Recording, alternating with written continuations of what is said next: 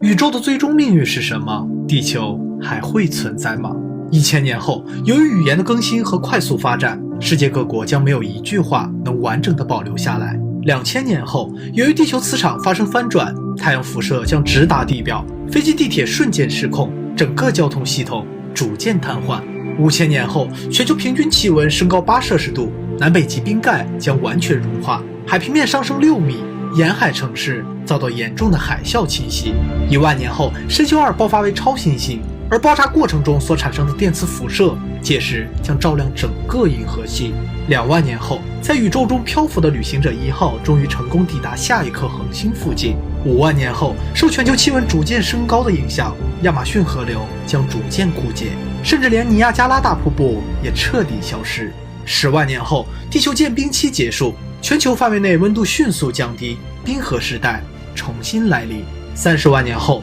来自宇宙深处的陨石撞上地球，地壳结构遭到严重破坏，超级火山喷发。50万年后，天空中的恒星看起来会与现在完全不同，这是由于太阳系一直在围绕着银河系做公转运动。100万年后，人类登月的第一个脚印将彻底消失，地球上所有的建筑基本全部风化，只有像胡夫金字塔或拉什莫尔山这样的大型石材建筑还有可能继续存在。500万年后，如果人类还存在的话，受 Y 染色体不断退化的影响，男性将有可能完全消失。1000万年后，宇宙中的伽马射线暴爆发，具有极强杀伤力的射线暴将直达地表，地球上仅存的生命最终也将彻底消失。5000万年后，来自火星的卫星火卫1将分裂出火星环，而土星环将彻底消失。1亿年后，来自宇宙深处的小行星撞上地球，各大洲开始移动，并创造出全新的超级大陆。5亿年后，南极洲彻底消失，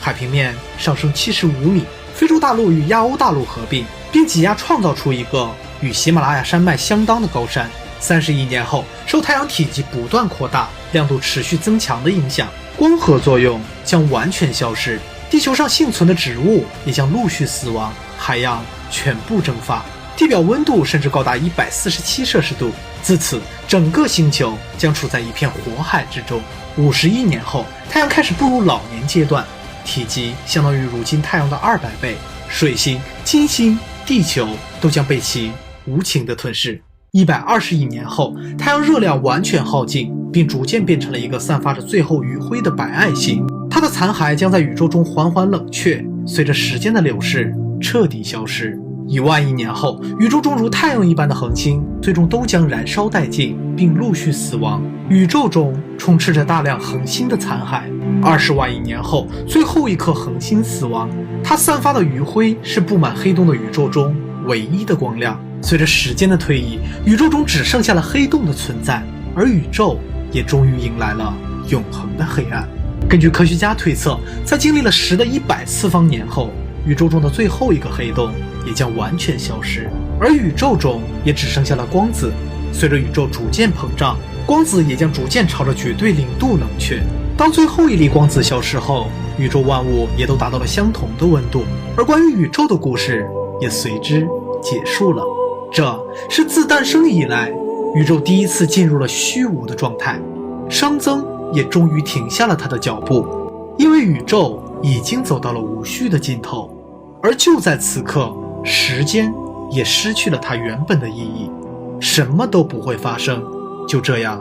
直到永远。这让我们不禁感叹，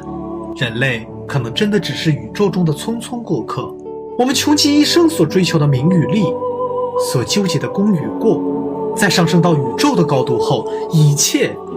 似乎也都释怀了。我是舰长，我一直都在。